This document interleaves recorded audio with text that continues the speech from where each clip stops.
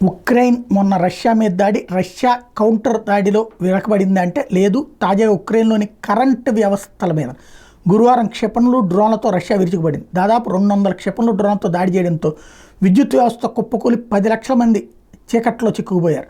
2 వారాల్లో ఇలా విద్యుత్ వ్యవస్థల మీద రష్యా దాడి చేయడం ఇది రెండోసారి. ఈ శీతాకాలం నేపథ్యంలో ఉక్రెయిన్కి ఇబ్బందులు కలిగించాలనే ఉద్దేశంతో రష్యా ఈ దాడులు చేస్తున్నట్టు సమాచారం.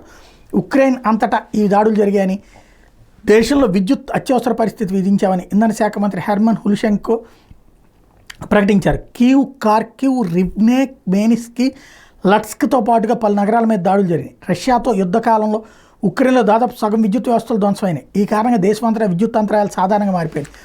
76 క్రూయిజ్ క్షిపణులు, 3 ఇతర క్షిపణులు, 32 డ్రోన్లను అడ్డుకున్నామని ఉక్రెయిన్ వైమానిక దళం చెప్పింది. 62 డ్రోన్లు దారి తప్పాయని, ఎలక్ట్రానిక్ వార్ఫేర్ వ్యవస్థలతో అవి జామ్ అయ్యాయని చెప్పింది.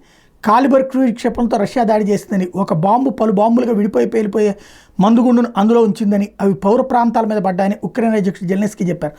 గత 2 రోజుల్లో 100 క్షిపణులు, 466 డ్రోన్లతో ఉక్రెయిన్ మీద దాడి చేశామని సోవియట్ యూనియన్ దేశాల భద్రతా కూటమి సదస్సులో పుతిన్ ప్రకటించారు. అమెరికా క్షిపణులతో ఉక్రెయిన్ చేస్తున్న దాడులకు ప్రతిగా ఈ దాడులు చేశామని ప్రకటించారు. కొత్తగా అభివృద్ధి చేసిన మధ్యంతర బాలిస్టిక్ క్షిపణులను కీవ్లోని కీలక అధికారిక కేంద్రాల మీద ప్రయోగిస్తామని హెచ్చరించారు.